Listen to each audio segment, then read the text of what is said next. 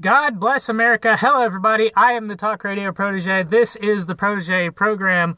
Welcome back. I have returned from my break, so you'll be getting 3 new videos that are not from last week's issues. However, it has been a somewhat slow news cycle, especially over the Christmas weekend. I had a couple of days off in addition to the weekend, but I was checking in on Drudge Report occasionally, and the biggest story from the past weekend were these rumors of war swirling around. And I, for one, I don't know, it depends on the issue. I don't like to do pure speculation videos. I don't think there's much... It's not solid ground to stand on doing a speculation video, so I don't particularly like to do it unless it's something that I think I really should be on top of, maybe even ahead of, and so I didn't think the biggest story over the weekend, those war rumors, and I didn't think that those were worthy, or I guess worthy is not quite the right word, were the right stories for me to start speculating on. So instead, I come into the office today and I see this story from Newsweek. And boy, is it a humdinger. I don't know who this Cristina Maza is, but I'm assuming... I'm going to start off like this. I'm going to assume that Cristina Maza thinks of Christmas the exact same way that I do.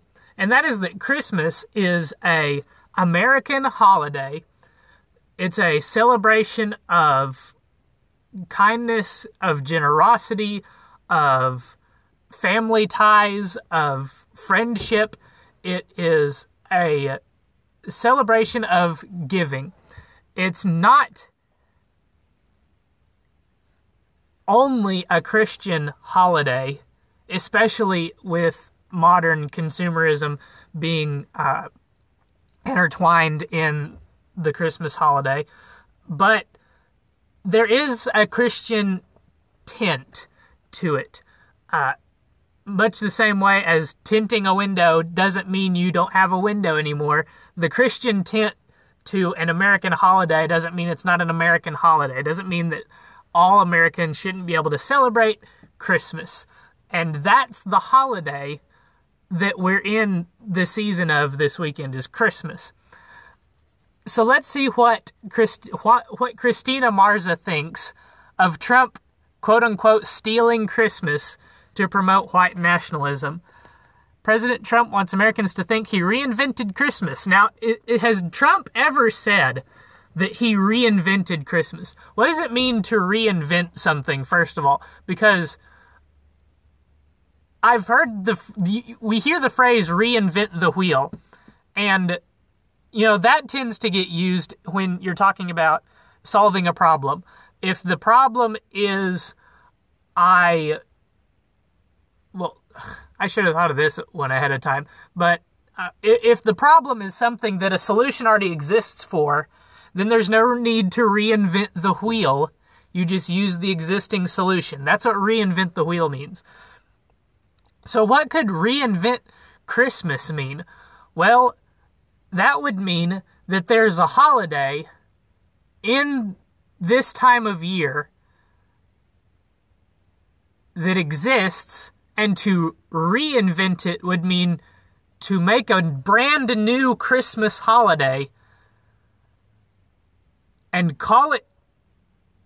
I don't know. I don't know if calling it Christmas means that you've reinvented it, or if you can't call it Christmas because you're reinventing Christmas.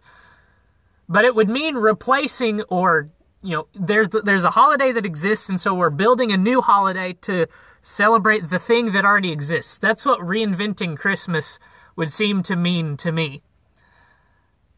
And I don't think Trump has reinvented Christmas. She cites his rhetoric here. We can say Merry Christmas again. Christmas is back.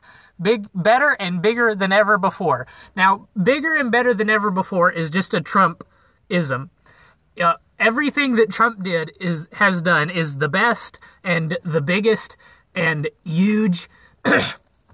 That's just a Trumpism. He speaks in superlatives. Everything is the biggest and the best when Trump does it. So I don't hold Trump saying Christmas is back better and bigger than ever before necessarily against him. And we're going to talk about what this paragraph means from a contextual standpoint as we continue forward. But I think it merits reading into this story a little bit more before we do that. You can say Merry Christmas again because Donald Trump is now president, said Trump's former campaign manager, Corey Lewandowski. I don't know why. I don't know why every other word is capitalized, or every word is capitalized in this paragraph, but it happened when I copied and pasted the column. And I copied and pasted it because Newsweek was derping out and I couldn't get it under control. But anyway, many of Trump's Christian supporters argue that the president is ending the alleged war on Christmas, which has been presented by evangelicals and Fox News anchors as a threat to America's Christian culture. Trump supporters say Americans have become too politically correct when they wish people happy holidays, a neutral term that can be used for people who celebrate Hanukkah, Eid, whatever. That word doesn't come up later, so I don't have to worry about pronouncing it correctly, or any other religious holiday that takes place around the same time as Christmas. Now, I've been talking to a couple of people that watch my videos. They really like the idea of the leftish dictionary, and neutral is something that needs to go in the leftish dictionary, because neutral very often just means not right-wing or not Christian, or, not having a right-wing side to the issue, which is why CNN, MSNBC, and what's the other? I can't ever think of what the other of the big three left-wing media outlets is, but they're neutral just because they say that they're neutral. Just because they're not right-wing, they're neutral. And Happy Holidays is kind of that same way. Let's just go ahead and talk about it right now. I did some research, and as far as I can tell, there was never a mandate from the Obama administration that federal employees were not allowed to say Merry Christmas. As far as I can see, the closest that we could have gotten there was a VA, Veterans Administration mandate, that might have gone down at some point, that might have said you can't put up just Christmas decorations in VA hospitals. You have to also put up Hanukkah decorations or, things like that. There was never an express policy decision that was no federal employees can say Merry Christmas ever. But I don't think that's what people are talking about when they say war on Christmas. Just like the left wing said that the right was waging a war on women when we weren't actually waging a war on women. No, that's not a fair comparison, because the right wing was never waging a war on women, but the left has been waging a war on Christmas for a long time. When we say there's a war on Christmas, we don't mean that the Obama administration was trying to obliterate Christmas. They were trying to obliterate the word, but they weren't trying to obliterate the holiday, which is, I think, for the average person, the average American, as long as they get January 25th and some extraneous hours off, they're not going to care what you call the holiday. But the war on Christmas was more along the lines of some of these things I think I was able to find. Bookmark this. We're coming back to dog whistle in another video. There was a federal organization that apparently back in 2010 forced a bank to remove a Merry Christmas sign. And just for some context, this was in Oklahoma, where the population is overwhelmingly Christian of some denomination. Nobody that spends a lot of time in Oklahoma was going to be offended by a Merry Christmas sign in a bank. So it's this type of thing that makes Christians and people on the conservative right go, the Obama administration was waging a war on Christmas. Feds forcing a bank to remove a Merry Christmas sign. It's not the, shall we say, explicit statement that there will be no more Merry Christmasing. It's the policy decisions that lead to an environment where people are not willing to say Merry Christmas. It's the kind of thing that goes on with freedom of speech. When you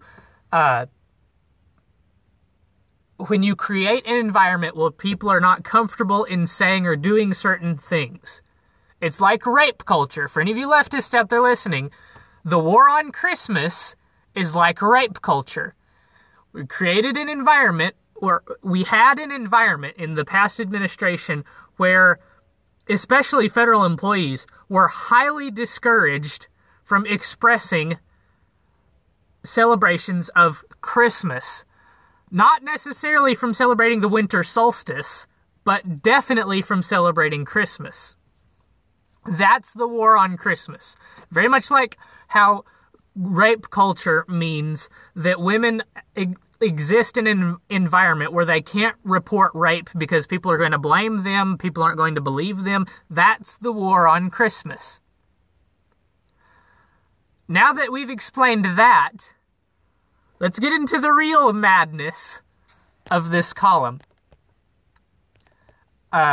Skip on down. Wishing people Merry Christmas instead of Happy Holidays is thus in line with Trump's decision to ban citizens of Muslim-majority countries from entering the United States, say critics. It fits neatly with his refusal to condemn white supremacists when they march against diversity, and with his condemnation of athletes who protest police brutality against black men.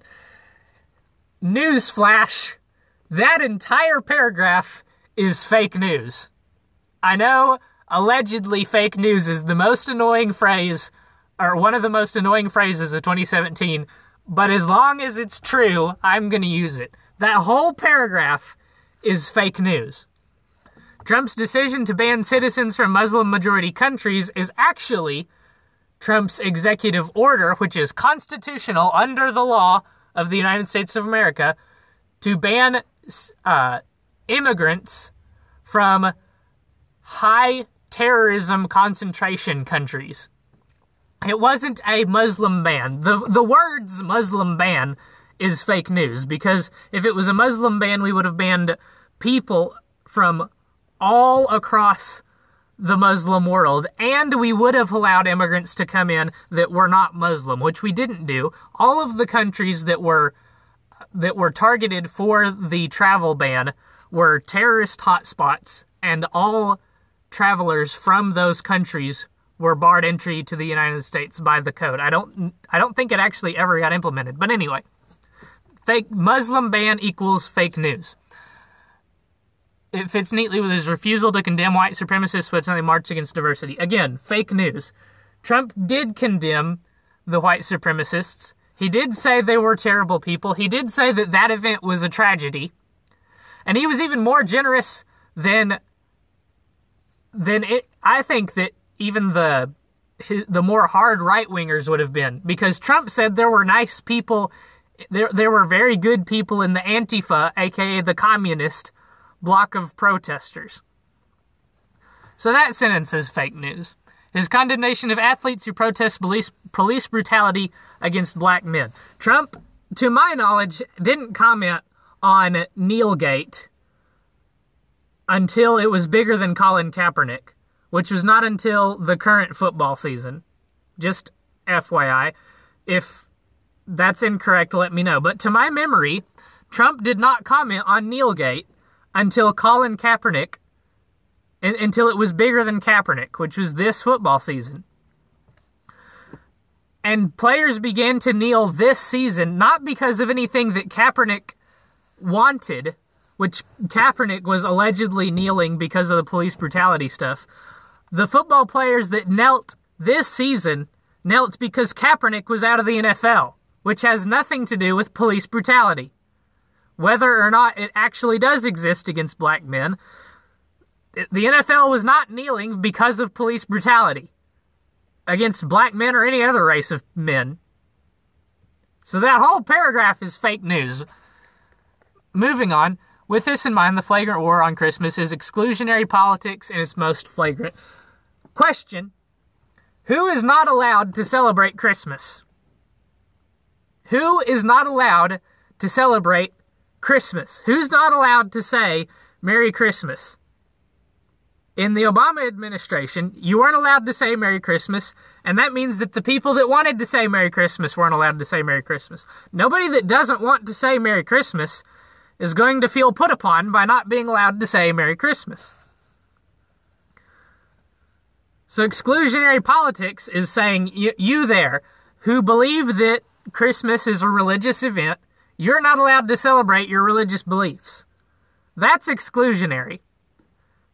But saying you are allowed to practice your religious beliefs in regards to this American holiday is the opposite of exclusive. That's called inclusive.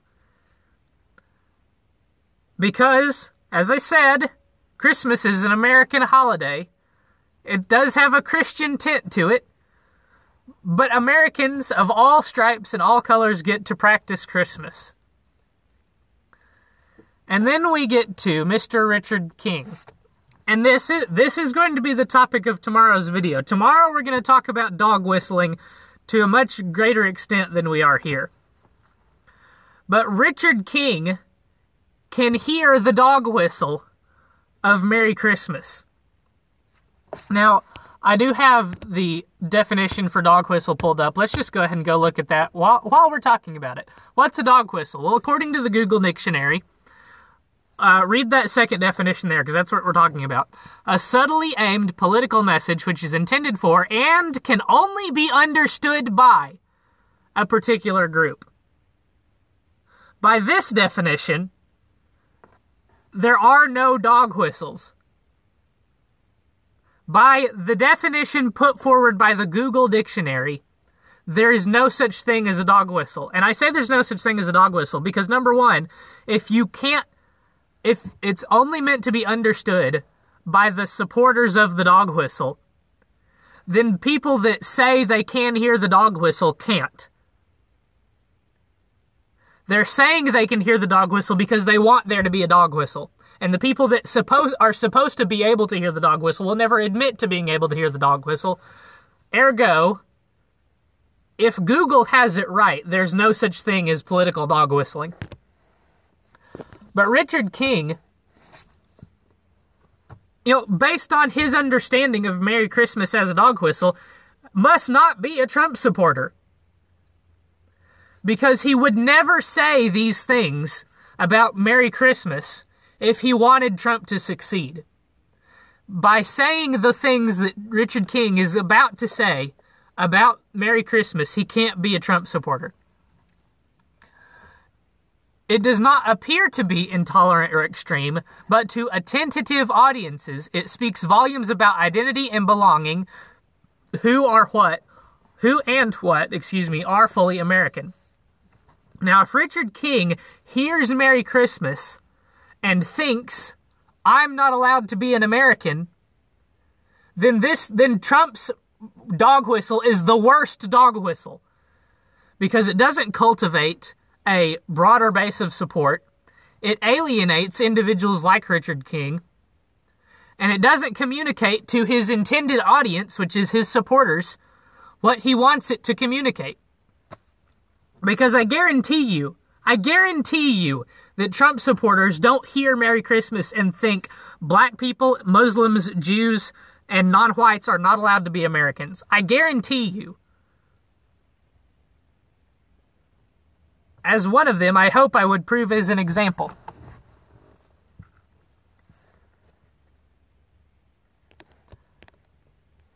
I believe this is still Richard King. Much like Make America Great Again, panics over the protests by NFL players in defense of of Confederate memory, Christmas is a way to talk about peril to assert a soft or hard version of white nationalism. Baloney sandwich. Fake news. I reject your premise entirely. Christmas is not a white... The only way in which Christmas is a white holiday is if we get snow. We didn't get... Or I didn't get snow this year, so my Christmas wasn't a white holiday. On top of that, this was from the most recent Louder with Crowder Changed My Mind video. I don't remember what the exact number was, but I want to say it was 80% of Black Americans celebrate Christmas. Tell me how that's white nationalism. Tell me how that says you're not allowed to be an American. You know, I would almost rather Christmas were a Christian holiday, because this is from the book called the Bible. There is no race in Christianity. I believe that the scripture says there is neither Jew nor Greek, which is to say there is no chosen people and no unchosen people. There's only the people that need Christianity, according to the tenets of Christianity. I would almost rather that Christmas was a Christian, was purely a Christian and only a Christian. It was not an American holiday, because that would mean literally anybody, even non-Americans, could celebrate Christmas. Now, I want to move on. I feel like I'm getting bogged down in the dog whistle stuff, and I really want to save that for tomorrow. So let's get on to the actual nuts. The really top-of-the-shelf wacko garbage that this columnist started talking about. Trump isn't the first political figure in history to co-opt Christmas. Oh, really? Well, I pray tell, where are you going with this? In fact, some see parallels between Trump's speeches in front of Christmas trees and attempts by authoritarian regimes like the ding-ding-ding-ding Nazis to manipulate popular celebrations to promote a political ideology. You don't say. Someone I don't like just happens to be a Nazi.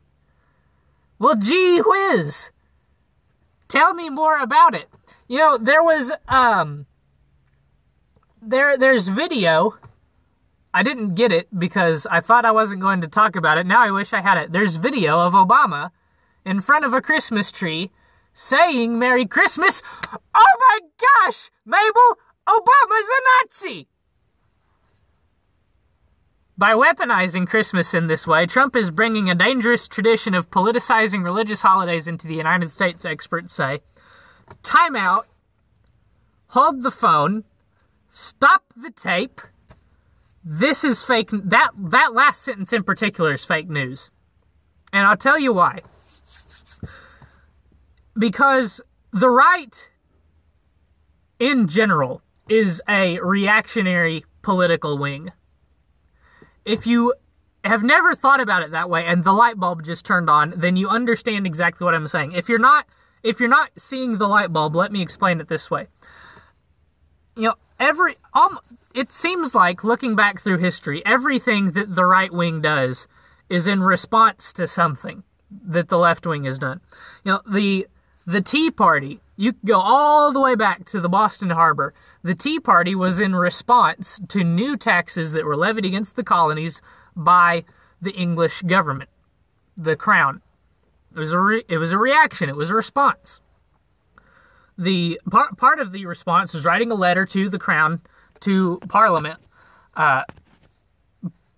airing the grievances of the colonists. I've only got 6 minutes left here. It was a reaction. The Declaration of Independence was then a reaction to the Crown's rejecting of the grievances of the colonists. The War for Independence was a reaction to the English asserting that the colonies did not have a right to declare independence. The Constitutional Convention was a reaction to the breakdown of the Articles of the Confederacy. Not the Confederacy of the Civil War, but the Confederacy of the American states that happened immediately after the War for Independence. Something else reactionary that the right did. Here's a good one. The Great Depression this happened right before World War II, right after World War I, the entering into the Great Depression was presided over by two Republican right-wing presidents, Calvin Coolidge, Herbert Hoover. These two presidents did the least work in the history of the United States of America. If I recollect correctly, Calvin Coolidge vetoed something on the order of 30-plus bills that made it to his desk. There was nothing to react to. The war was over. The economy was booming. There was nothing to react to. So Coolidge's policy was, let's do nothing. Don't rock the boat. Let's ride these waves and, just stay the course.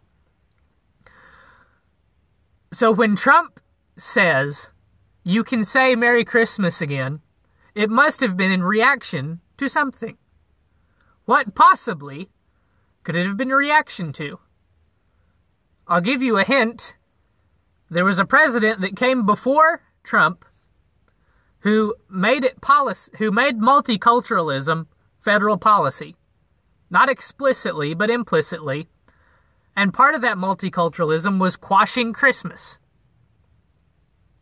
Not ever publicly, because I don't think Americans, especially at the time that it first happened, were ready for Christmas to go away.